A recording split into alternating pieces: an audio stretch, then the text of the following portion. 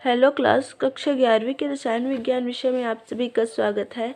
आज हम लोग पढ़ेंगे ऊष्मागतिकी प्रक्रम के प्रकार। तो देखते हैं ऊष्मागतिकी प्रक्रम के प्रकार। पहला है समतापी प्रक्रम, दूसरा है रुद्धोष्म प्रक्रम, तीसरा है समदाबी प्रक्रम, चौथा है समआयतनी और पांचवा है रुद्धोष्म प्रक्रम चक्रीय प्रक्रम। तो यहाँ पे देखते हैं ऊष्मागतिकी प्रक्रम के प्रकार में पहला समतापी प्रक्रम क्या होता है। इस तरह के प्रक्रम में सभी पदों में निकाय का ताप क्या रहता है, स्थिर रहता है तथा सभी प्रक्रियाएं स्थिर ताप पर ही संपन्न होती है। अर्थात ताप में परिवर्तन मतलब डेल टी बराबर क्या होता है, जीरो रहता है। जीरो इसलिए रहता है क्योंकि ताप क्या होता है, समान होता है, ताप में परिवर्तन नहीं होता है। यह तभी संभव है जब निकाय तथा परिपार्श्विक के बीच ऊष्मा का आदान प्रदान हो। निकाय तथा उसके सराउंडिंग, उसके आसपास के बीच ऊष्मा का क्या हो, आदान प्रदान हो। ऊष्माक्षेपी प्रक्रिया होने पर निकाय से परिपार्श्विक की ओर तथा ऊष्मा से ऐसी प्रक्रिया होने पर परिपार्श्विक से निकाय की ओर ऊष्मा का प्रवाह होता है, जिससे निकाय का ताप स्थिर बना रहता है। समतापी प्रक्रम क्या होता है, तो यहाँ पे मान लेते हैं समतापी प्रक्रम। यहाँ पे ये जो एक पात्र है वो समतापी है। समतापी इसका मतलब इसके प्रत्येक भाग में ताप क्या होगा, समान होगा, है ना। तो देखो कोई भी सिस्टम जो है, कोई भी निकाय जो है समतापी तभी होगा जब वह ऊष्माक्षेपी और ऊष्माशोषी अभिक्रिया को अपनाएगा।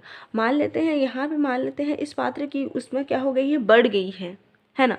तो पहले ताप क्या था, पहले ताप कम था, कुछ समय पश्चात क्या हो गई, इस पात्र की ऊष्मा बढ़ गई, तो अब ताप क्या हो जाएगा, ज़्यादा हो जाएगा, टेम्परेचर क्या हो जाएगा, ज़्यादा हो जाएगा। तो इसके लिए क्या होता है, ये क्या करते हैं, ये ऊष्माक्षेपी प्रक्रिया अपनाते हैं। मतलब अगर ऊष्मा यहाँ पे ज़्यादा हो जाती है तो वो ऊष्मा को क्या कर देते हैं, निकाल देते हैं, है ना। पहले ताप कम थी, टेम्परेचर क्या था, पहले कम था, कुछ समय पश्चात ऊष्मा यहाँ पे बढ़ गई, जिससे टेम्परेचर क्या हो गया, ज़्यादा हो गया। तो इसको बैलेंस करने के लिए ऊष्मा को क्या करते हैं, बाहर निकाल देते हैं, जिससे वो ज़्यादा से फिर से कम हो जाएगी। मतलब ताप क्या होगा, अब मेंटेनेंस समान रहेगा, पहले भी और बाद में भी। उसके पश्चात क्या होता है, और साथ में ऊष्माशोषी अभिक्रिया भी अपनाते हैं। कुछ समय के लिए पात्र क्या हो जा रही है, ठंडी हो जा रही है, या फिर गर्म है, तो ऊष्माशोषी अभिक्रिया क्या करती है, वो अपने सराउंडिंग से, अपने आसपास से ऊष्मा को अवशोषित करती है अपने आसपास से। जैसे कि ऊष्माक्षेपी अभिक्रिया में ये गर्म थी तो ऊष्मा को क्या कर रही थी, रिलीज कर रही थी, और ऊष्माशोषी अभिक्रिया में क्या करेगी, वो अपने आसपास से ऊष्मा को क्या करेगी, एब्जॉर्ब करेगी, ग्रहण करेगी। मतलब एक तरह से ऊष्माक्षेपी प्रक्रिया गर्म प्रक्रिया है, तो ऊष्माशोषी एक ठंडी प्रक्रिया है। यहाँ पे हमने देखा, यहाँ पे साफ लिखा है समतापी प्रक्रम के प्रत्येक पद में ताप क्या होता है, समान होता है। अब कोई भी प्रक्रम समतापी तभी होगा जब वह ऊष्माक्षेपी और ऊष्माशोषी प्रक्रिया, मतलब ऊष्माक्षेपी और ऊष्माशोषी होगा। मतलब कोई भी जो पात्र है वो समतापी तभी होगा जब वह अपने आसपास से, सराउंडिंग से और अपने निकाय से संबंधित हो। मतलब अपने आसपास को ऊष्मा देकर और अपने आसपास से ऊष्मा लेकर, ये दोनों प्रक्रियाएं ही समतापी प्रक्रम को मेंटेन करके रखती है, या फिर किसी भी प्रक्रम के ताप को समान रूप में रखती है। यह तभी संभव है जब निकाय तथा परिपार्श्विक मतलब सराउंडिंग के बीच ऊष्मा का आदान प्रदान हो सकता है। ऊष्माक्षेपी प्रक्रिया होने पर निकाय से परिपार्श्विक की ओर तथा ऊष्मा से ऐसी प्रक्रिया होने पर पारपार्श्विक से निकाय की ओर ऊष्मा का क्या होता है, प्रवाह होता है, जिसमें निकाय का ताप स्थिर बना रहता है। ठीक, ये है आपका समतापी प्रक्रम। उसके बाद है रुद्धोष्म प्रक्रम।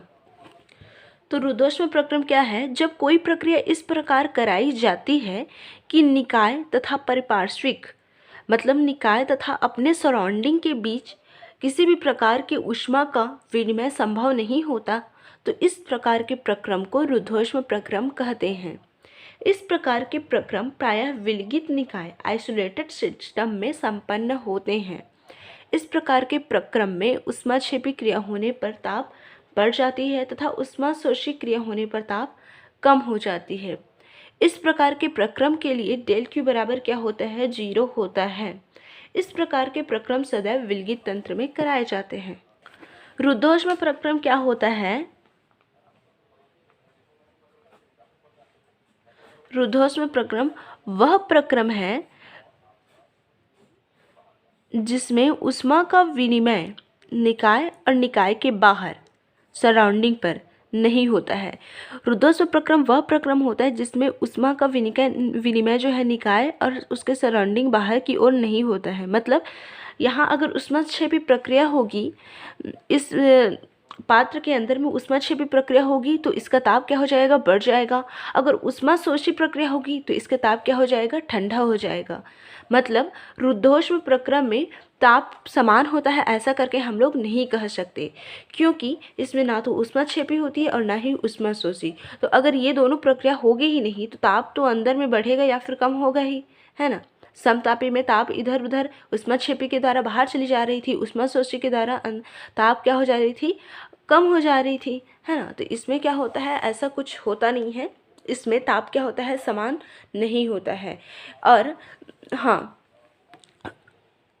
रुद्धोष्म प्रक्रम वह प्रक्रम होता है जिसमें जो निकाय होता है वो अपने सराउंडिंग से ना तो ऊष्मा को ले सकता है और ना ही निकाय अपने सराउंडिंग को ऊष्मा दे सकता है। मतलब ये एक तरह से क्या होता है, विलगित होता है, अलग होता है। ठीक, इसमें ऊष्माक्षेपी और ऊष्माशोषी प्रक्रिया नहीं होती है। ये है रुद्धोष्म प्रक्रम। उसके बाद है आपका समदाबी प्रक्रम। तो देखो यहाँ पे समदाबी, इसका मतलब जैसे समतापी था तो ताप क्या था, समान था, और क्या था, समदाबी है यहाँ पे तो दाब क्या होगा, समान होगा। इस प्रकार के प्रक्रम में तंत्र के प्रत्येक पद पर दाब क्या होता है, स्थिर रहता है। अर्थात डी पी बराबर क्या होता है, पी यहाँ पे प्रेशर है, 0 होता है। इस प्रकार के प्रक्रम में आयतन में परिवर्तन हो सकता है, लेकिन दाब क्या होगा आपका, प्रत्येक पद में। अगर अभिक्रिया एक से अधिक पद में संपन्न हो रही है तो उसके प्रत्येक पद में दाब क्या होगा, समान होगा। जैसे एक वायुमंडलीय स्थिर दाब पर पानी को 298 केल्विन से 373 केल्विन तक गर्म करने पर पानी वाष्प के रूप में परिवर्तित हो जाती है। हाँ, तो यहाँ पे क्या है, दाब आपका स्थिर है, एक वायुमंडलीय स्थिर दाब है और पानी को किस में कन्वर्ट कर रहे हैं, वाष्प में। तो समदाबी प्रक्रम क्या होता है, जिसमें दाब क्या होता है, समान होता है, प्रेशर क्या होता है, समान होता है। देखो प्रेशर क्या है, दाब क्या है आपका, समान है, लेकिन आयतन में परिवर्तन उसका हो सकता है। जैसे कि पहले यहाँ पे उदाहरण को देखते हैं।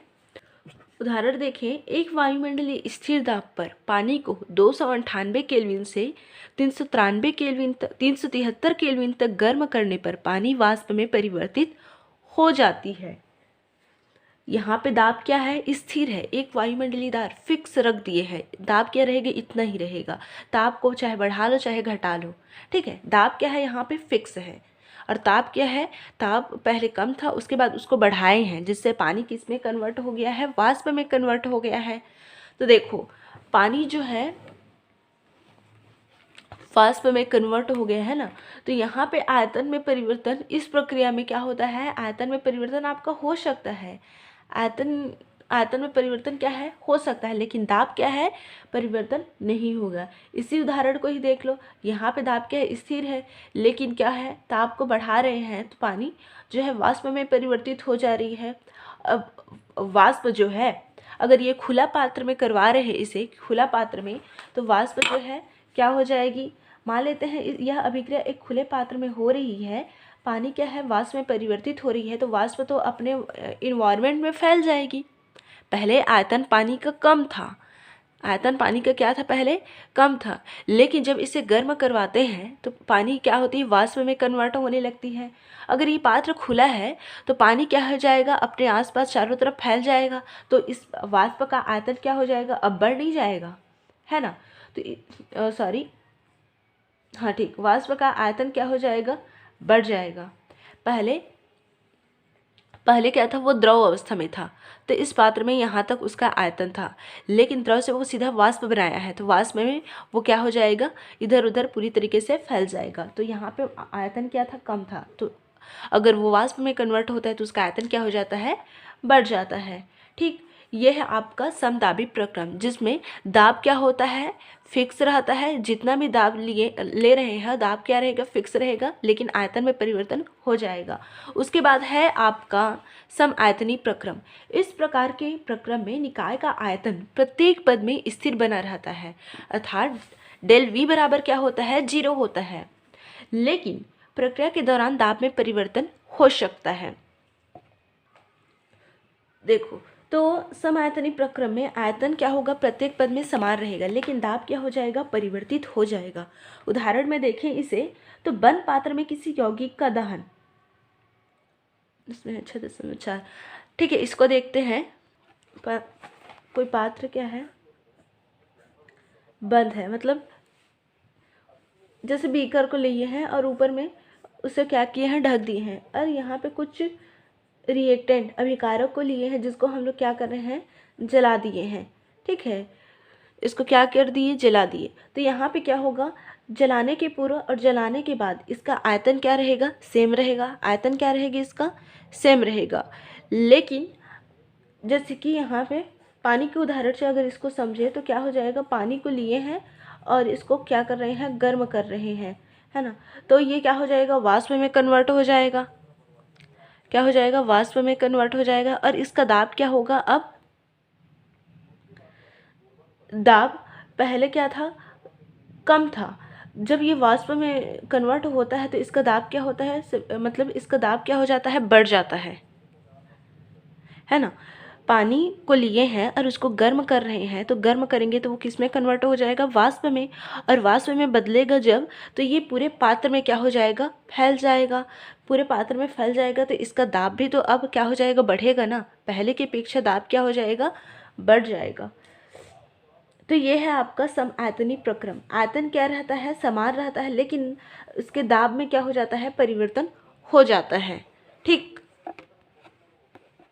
उसके बाद है चक्रीय प्रक्रम। ऊष्मागतिकी में चक्रीय प्रक्रम का भी महत्वपूर्ण स्थान है। इस प्रकार के प्रक्रम में निकाय विभिन्न पदों में क्रमिक परिवर्तन द्वारा अंततः अपनी मूल अवस्था में आ जाता है। चक्रीय प्रक्रम मतलब ये रिएक्शन करता रहता है और अंत में क्या होता है, अपनी मूल अवस्था में ही आ जाता है। चक्रीय प्रक्रम में ऊर्जा का कोई परिवर्तन नहीं होता है। यहाँ पे एनर्जी, ऊर्जा का कोई भी परिवर्तन, डेल ई बराबर 0, इसका मतलब ऊर्जा का परिवर्तन नहीं होता है। ठीक है, तो साइक्लिक प्रोसेस, ये क्या होता है, चक्र में घूमता रहता है, चक्रीय प्रक्रम है। और बाद में अपनी प्रारंभ में जिस अवस्था से वो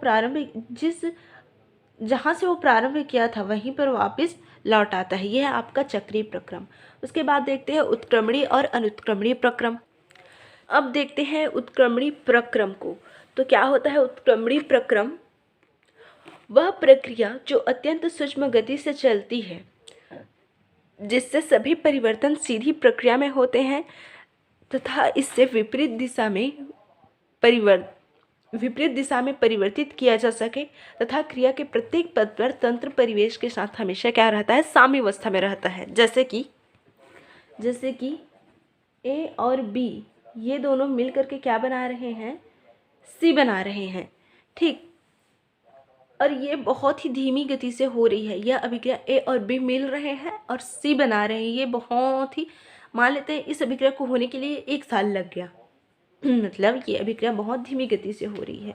उसके पश्चात जैसे ही ए और बी सी बनाते रहते हैं, एक अवस्था ऐसी आती है कि सी भी क्या होता है, सी भी टूट करके क्या बनाने लगता है, ए और बी में कन्वर्ट होने लगता है। मतलब ए और बी मिल करके सी बना रहे हैं और सी जो है टूट रहा है, और सी जो है ए और बी में टूट रहा है। तो यह प्रक्रिया क्या हो रही है, दोनों दिशा में हो रही है, इधर की ओर और सी भी बन रहा है और सी से फिर ए और बी भी बन रहा है। तो यह प्रक्रिया कहाँ हो रही है, दोनों दिशा में हो रही है। और ये क्या हो रही है, बहुत ही धीमी गति से हो रही है। तो ये है आपका उत्क्रमणीय प्रक्रम। ये क्या है आपका उत्क्रमणीय प्रक्रम। और उत्क्रमणीय प्रक्रम के प्रत्येक अवस्था में मतलब उत्क्रमणी प्रक्रम जो होता है अपनी प्रत्येक स्थिति पर साम्य अवस्था में होती है। साम्य अवस्था मतलब बैलेंस्ड में, ठीक है। तो ये है आपका उत्क्रमणी प्रक्रम। उत्क्रमणी प्रक्रम जो धीरे धीरे संपन्न होती है, वह प्रक्रिया जो धीरे धीरे संपन्न होती है और जिसमें एक स्थिति में क्या होता है, जैसे कि अभिकारक जुड़ करके उत्पाद बनाते हैं तो वही उत्पाद टूट करके अभिकारक में भी कन्वर्ट होने लगते हैं, ठीक है। तो ये है आपका उत्क्रमणी प्रक्रम और यह अपनी प्रत्येक स्थिति में क्या होता है, साम्य अवस्था में होता है, अपने वातावरण के साथ, अपने आसपास के साथ क्या होता है, बैलेंस जो होता है, ठीक है। उसके बाद देखिए अनुत्क्रमणी प्रक्रम। तो क्या हो जाएगा अनुत्क्रमणी प्रक्रम। अनुत्क्रमणी प्रक्रम वह प्रक्रम होता है जैसे कि ए और बी मिलकर के सी बना रहे हैं। मान लेते हैं ये बहुत ही जल्दी अभिक्रिया हो जा रही है 5 मिनट 6 मिनट में, जबकि इसके उत्क्रमणी प्रक्रम के पूरी होने में 1 साल लगा था। और अनुत्क्रमणी प्रक्रम कितना मिनट में हो जा रही है, 5 मिनट में।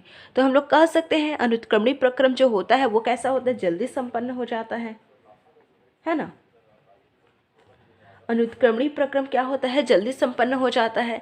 और देखो जैसे कि ए और बी मिलकर के सी बना रहे हैं, है ना, लेकिन फिर से सी जो है ए और बी में टूटेगा नहीं है, ठीक। ये सीधा अभिकारक जुड़ेंगे और सीधा प्रोडक्ट बन जाएगा, उसके बाद और कुछ नहीं, ठीक है। तो अनुत्क्रमणी प्रक्रम जो जल्दी संपन्न होती है और इसमें अभिकारक जुड़ करके उत्पाद बनाते हैं और यह अपनी प्रत्येक स्थिति पर साम्य अवस्था में नहीं होती है, ठीक। यह है आपका अनुत्क्रमणी प्रक्रम। अब आगे देखते हैं आंतरिक ऊर्जा। तो क्या है आंतरिक ऊर्जा, भौतिक एवं रासायनिक प्रक्रम में ऊर्जा के अवशोषण या उत्सर्जन से यह स्पष्ट होता है कि पदार्थ या निकाय ऊर्जा की कुछ निश्चित मात्रा से क्या रखती है, संलग्न रहती है ना। ऊर्जा का मान निर्भर करता है पहला पदार्थ की प्रकृति पर कि आपका पदार्थ जो है वो कैसा है, दूसरा ताप दाब एवं आयतन जैसी दशा पर ताप कितना है, दाब कितना है, उसका आयतन कितना है, इस पर निर्भर करता है। तीसरा है पदार्थ के संगठन पर, ठीक, मतलब वो किससे मिल करके बना है, जो पदार्थ है वो किस किस से मिल करके बना है। तो अतः किसी पदार्थ या निकाय में निहित ऊर्जा को आंतरिक ऊर्जा या नैज ऊर्जा कहते हैं। किसी पदार्थ या निकाय में जो ऊर्जा है, जो ऊर्जा संचित है, वो उसकी आंतरिक ऊर्जा या फिर नैज ऊर्जा कहलाएगी। वास्तव में आंतरिक ऊर्जा विभिन्न प्रकार की ऊर्जा जैसे इलेक्ट्रॉनिक ऊर्जा, नाभिकीय ऊर्जा, स्थितिज ऊर्जा, घूर्णन ऊर्जा, कंपन ऊर्जा, स्थानांतरण ऊर्जा आदि का योग होती है। ये है जो आपकी आंतरिक ऊर्जा है वो इलेक्ट्रॉनिक ऊर्जा, एन मतलब नाभिकीय ऊर्जा, पी मतलब पोटेंशियल एनर्जी मतलब स्थितिज ऊर्जा, ई आर मतलब क्या है, घूर्णन ऊर्जा रोटेशनल एनर्जी, और वी क्या है आपकी कंपन ऊर्जा है, टी क्या है स्थानांतरण ऊर्जा है। तो आपकी जो आंतरिक ऊर्जा है इन सभी ऊर्जाओं का क्या है, योग है, ठीक। चूँकि आंतरिक ऊर्जा अवयवी ऊर्जाओं मतलब स्थानांतरण ऊर्जा, कंपन ऊर्जा, घूर्णन ऊर्जा, रासायनिक ऊर्जा के मान की सही प्राप्त नहीं किए जा सकते हैं। मतलब ये बोला जा रहा है आंतरिक ऊर्जा का जो मान है हमें सही प्राप्त नहीं हो पाता है। अतः पदार्थ की आंतरिक ऊर्जा के निरपेक्ष मान का सही निर्धारण संभव नहीं है।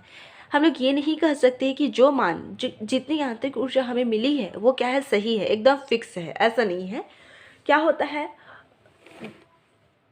उसका हम लोग सही मान नहीं निकाल सकते, किसका, आंतरिक ऊर्जा का। देखो यदि अंतिम अवस्था पर आंतरिक ऊर्जा को UF तथा प्रारंभिक अवस्था की आंतरिक ऊर्जा को UI से प्रकट किया जाए तो क्या होगा, क्या होता है आंतरिक ऊर्जा बराबर, आंतरिक ऊर्जा को U अक्षर से या फिर E अक्षर से हम लोग प्रदर्शित कर सकते हैं। U बराबर हो जाएगा आपका E plus N EP R EV और ET, ये अलग अलग ऊर्जा है, ठीक है। तो आंतरिक ऊर्जा बराबर आपका इतना आ रहा है ना। तो इसको अगर मान लेते हैं आपकी अंतिम अवस्था पर, अंतिम अवस्था पर आंतरिक ऊर्जा, अंतिम अवस्था पर आंतरिक ऊर्जा UF है और प्रारंभिक प्रारंभिक अवस्था पर आंतरिक ऊर्जा,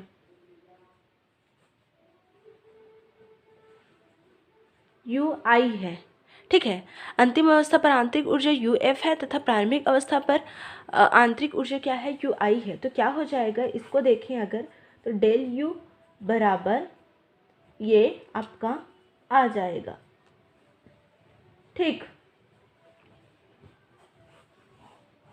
देख लीजिए इसको, ये आ जाएगा।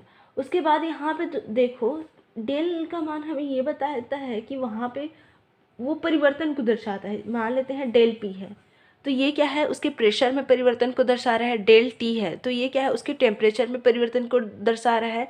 डेल Q है तो उसकी ऊष्मा में परिवर्तन को दर्शा रहा है। तो इसी तरह से यहाँ पर डेल U है तो ये आंतरिक ऊर्जा में परिवर्तन को दर्शा रहा है ना।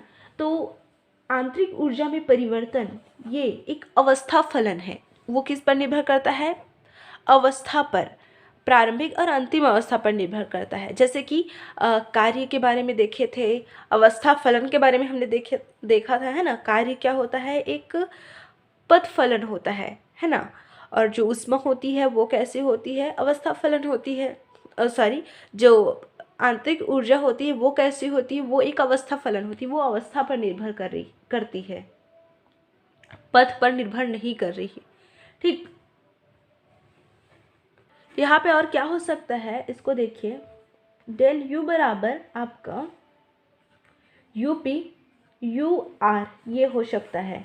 इसका मतलब क्या है, यहाँ पे आंतरिक ऊर्जा में जो परिवर्तन है वो प्रोडक्ट की आंतरिक ऊर्जा मतलब अभिकारक, ये क्या है, P प्रोडक्ट है, प्रोडक्ट की आंतरिक ऊर्जा मतलब अभिकारक की आंतरिक ऊर्जा माइनस क्या है, रिएक्टेंट,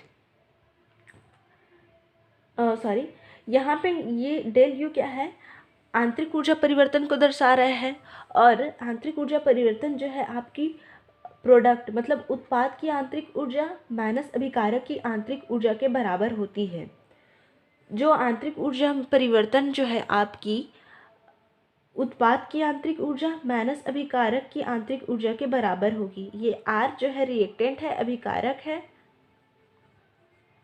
ठीक, और ये P जो है आपका प्रोडक्ट है, क्या है, उत्पाद। ठीक, तो आंतरिक ऊर्जा परिवर्तन जो है उत्पाद की आंतरिक ऊर्जा माइनस अभिकारक की आंतरिक ऊर्जा के बराबर होगी। ठीक, इसके बाद यहाँ पे दिया है आपका कार्य, ऊष्मा एवं ऊर्जा। कार्य के बारे में यहाँ पे पढ़िएगा, उसका मात्रक को याद कीजिएगा। और उसके बाद ऊष्मा क्या है, ऊष्मा के बारे में पढ़िएगा और उसके मात्रक को। और ऊर्जा क्या है, ऊर्जा के बारे में पढ़िएगा और उसके मात्रक को याद कीजिएगा। ठीक, उसके बाद आगे हम लोग देखें तो वो है ऊष्मागतिकी का प्रथम नियम, जिसे हम लोग ऊर्जा संरक्षण का नियम भी कहते हैं, फर्स्ट लॉ ऑफ थर्मोडायनेमिक्स। तो ऊर्जा परिवर्तन के अध्ययन के दौरान यह स्पष्ट हो गया है कि ऊर्जा एक रूप से दूसरे रूप में क्या होती है, परिवर्तित होती है। लेकिन महत्वपूर्ण यह है कि तंत्र व वातावरण की कुल ऊर्जा का मान हमेशा स्थिर रहता है। तंत्र की और उसके वातावरण की जो ऊर्जा है वो हमेशा क्या रहती है, स्थिर रहती है। मेयर तथा होल्टज ने सन 1840 में इसी तथ्य को ऊर्जा के संरक्षण का नियम के रूप में प्रस्तुत किया। इसके अनुसार ऊर्जा ना तो उत्पन्न की जा सकती है और ना ही नष्ट की जा सकती है, परंतु इसके एक रूप को दूसरे रूप में परिवर्तित किया जा सकता है। ऊर्जा ना तो उत्पन्न की जा सकती है और ना ही नष्ट की जा सकती है, परंतु उसके एक रूप को हम लोग दूसरे रूप में परिवर्तित कर सकते हैं। दूसरी परिभाषा देखें तो ब्रह्मांड की संपूर्ण ऊर्जा क्या होती है, निश्चित होती है तथा किसी भौतिक परिवर्तन या रासायनिक परिवर्तन के द्वारा ऊर्जा क्या रहती है, संरक्षित रहती है। आगे की परिभाषा को देखें तो ऐसी शाश्वत गति मशीन का निर्माण क्या है, असंभव है, जो बिना ऊर्जा खर्च किए कार्य कर सके। ये प्रथम नियम के पक्ष में क्या है, तथ्य है। देखो, हम लोग ऐसी मशीन नहीं बना सकते जो बिना ही ऊर्जा मतलब बिना ऊर्जा लगाए कुछ कार्य को कर दे। किसी भी मशीन को वो करने के लिए हमें या तो मतलब जैसे कि स्विच ऑन करना पड़ता है, मतलब विद्युत ऊर्जा देनी पड़ती है, या फिर और किसी भी प्रकार से ऊर्जा देनी पड़ती है, तभी वो काम करता है। लेकिन इसी को यहाँ पे बताया जा रहा है कि हम कोई ऐसी मशीन नहीं बना सकते जो बिना ऊर्जा को खर्च किए कार्य को कार्य कर दे। ठीक है, ये है। तो ऊष्मागतिकी का प्रथम नियम है, ऊर्जा ना तो उत्पन्न की जाती है और न ही नष्ट की जाती है, परंतु इसका एक रूप से दूसरे रूप में क्या होता है, परिवर्तन होता है। ऊर्जा को हम लोग बना नहीं सकते, ना ही नष्ट कर सकते हैं। जैसे कि जब हम देखो, जैसे कि क्या होता है, हम लोग स्विच ऑन करते हैं तो जो विद्युत ऊर्जा होती है वो किस में कन्वर्ट होती है, प्रकाश ऊर्जा में कन्वर्ट हो जाती है ना। जब बल्ब जलता है तो विद्युत ऊर्जा किस में कन्वर्ट हो जाती है, प्रकाश ऊर्जा में। साथ में जब हम लोग स्विच को ऑन करते हैं तो पंखा चलने लगता है, तो जो विद्युत ऊर्जा किस में कन्वर्ट हो गई, अब पवन ऊर्जा में। तो इस तरीके से क्या होता है, ऊर्जा जो होती है एक रूप से दूसरे रूप में चेंज होती रहती है, पर ऊर्जा को हम लोग बना नहीं सकते। आगे देखें तो ऊष्मागतिकी का यह नियम विशुद्धता अनुभव पर आधारित है। इसके पक्ष में कोई सैद्धांतिक प्रमाण नहीं है। ये केवल जो ऊष्मागतिकी का जो प्रथम नियम है वो केवल कैसा है, अनुभव पर आधारित है कि हाँ हाँ ऐसा हो रहा है तो ये क्या है, सही है, पर इसके कोई प्रमाण या फिर कोई साक्ष्य हमें नहीं मिले हैं। परंतु आम जीवन की विभिन्न घटनाएं इस नियम के पक्ष में तथ्य प्रकट करती है, जिससे इस नियम की सत्यता प्रदर्शित होती है। कुछ तथ्य है, जैसे पहला है, किसी विद्युतीय पंखा के संचालन में विद्युत ऊर्जा का कुछ भाग यांत्रिक ऊर्जा में परिवर्तित हो जाता है, जो कि पंखे के ब्लेड को चलाने के लिए प्रयुक्त होता है। जब हम लोग स्विच ऑन करते हैं तो जो विद्युत ऊर्जा होती है वो किस में कन्वर्ट होती है, यांत्रिक ऊर्जा में, और यही यांत्रिक ऊर्जा जो पंखे की जो ब्लेड है उसको घुमाने का काम करती है। उसके बाद है, हीटर में विद्युत धारा प्रवाहित करने पर यह गर्म हो जाती है, अर्थात विद्युत धारा से प्राप्त ऊर्जा उष्मा में क्या हो जाती है, परिवर्तित हो जाती है। उसी प्रकार आगे है तीसरा, बल्ब के फिलामेंट से प्रवाहित विद्युत ऊर्जा प्रकाश ऊर्जा में परिवर्तित होती है। बल्ब को ऑन करते हैं, स्विच को ऑन करते हैं तो बल्ब क्या होती है, जलती है, तो वो विद्युत ऊर्जा किस में कन्वर्ट होती है, प्रकाश ऊर्जा में। तो ये है आपकी विद्युत ऊर्जा के ऊष्मागतिकी के प्रथम नियम के उदाहरण, जो हमें ये बताते हैं कि ये जो पहला नियम है वो क्या है, सही है। अब देखेंगे ऊष्मागतिकी के प्रथम नियम के लिए गणितीय व्यंजक। माना किसी निकाय की आंतरिक ऊर्जा क्या है, U1 है, तथा यह परिपार्श्विक से मतलब अपने आसपास सराउंडिंग से Q उष्मा ऊर्जा अवशोषित करती है, अतः इसकी आंतरिक ऊर्जा बढ़कर हो जाएगी U1 प्लस Q। पहले उसकी आंतरिक ऊर्जा U1 थी, तो वह अपने आसपास से Q उष्मा को अवशोषित करती है, तो वो उसकी आंतरिक ऊर्जा U1 प्लस Q हो जाएगी। अब अगर यदि निकाय या तंत्र पर W कार्य किया जाए, उस निकाय पर W कार्य किया जाए, तो आंतरिक ऊर्जा अब बढ़कर हो जाएगी U1 plus Q plus W। आंतरिक ऊर्जा बढ़ करके ये हो जाती है। ठीक, माना यह U2 के बराबर है। यहाँ पे जो मान दिया है वो U2 के अगर बराबर है तो क्या हो जाएगा, ये इस तरीके से होगा। इसको चलिए बना करके देखते हैं। ऊष्मागतिकी का प्रथम नियम का गणितीय व्यंजक है ना, ये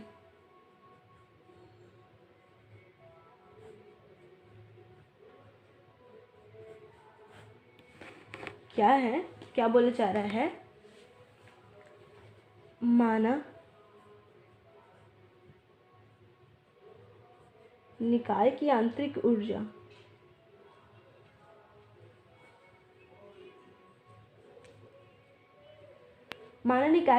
ऊर्जा कितनी है, U1 है।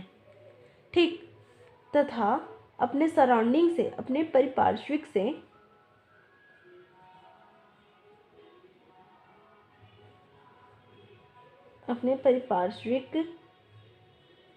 से Q उष्मा क्या कर रही है, अवशोषित कर रही है। Q उष्मा क्या कर रही है, अवशोषित करता है। माना निकाय की आंतरिक ऊर्जा U1 है तथा पारपार्श्विक से मतलब Q उष्मा वो अवशोषित करता है, तो क्या हो जाएगा, U1 प्लस Q हो जाएगा। उसके पश्चात मतलब आंतरिक ऊर्जा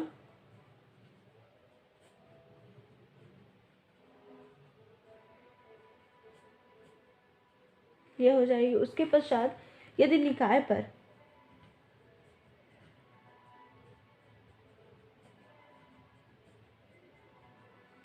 W कार्य किया जाए,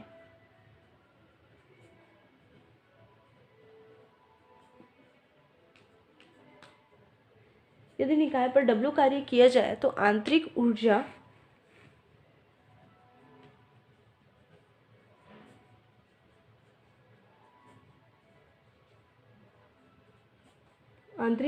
बढ़कर क्या हो जाएगी, U1 plus Q plus W ये हो जाएगी।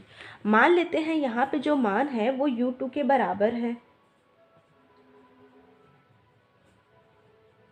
तो U2 के बराबर है तो क्या हो जाएगा, U2 बराबर U1 plus Q plus W ये आ जाएगा। इसके बाद U1 का पक्षांतर कर दे रहे हैं तो ये आ गया U1 Q plus W। U2 minus U1 बराबर क्या हो जाएगा, डेल U, उसके बाद Q प्लस W ये आ जाएगा। ठीक, डेल U बराबर Q प्लस W। ये क्या है, यह प्रथम नियम का गणितीय व्यंजक है। उष्मागतिकी का जो प्रथम नियम है उसका गणितीय व्यंजक ये है आपका डेल U बराबर Q प्लस W। यहाँ पे जो दिख रहा है वो Q है ना। ठीक है, तो इसको बनाइएगा, उष्मागतिकी का गणितीय व्यंजक। साथ में उष्मागतिकी क्या है ये सब सभी जो टॉपिक यहाँ पे बताया गया है सभी का नोट्स आप अपनी कॉपी में तैयार कीजिएगा। धन्यवाद।